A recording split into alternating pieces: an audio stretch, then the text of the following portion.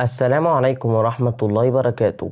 نداء إلى وزير اتصالات الجديد بشأن إنترنت غير محدود. وزير اتصالات اللي جه سابقا أنا شفته قبل كده أصلا، رأفت هندي.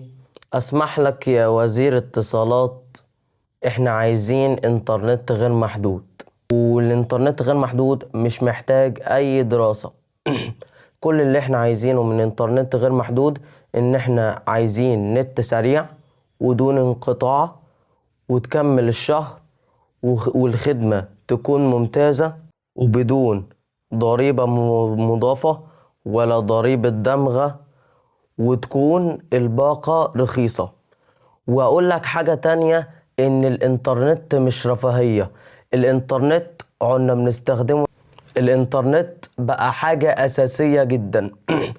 عنا بنستخدمه في الدراسة، بنستخدمه في الكورسات، بنستخدمه في صناعة المحتوى، بنستخدمه في المونتاج.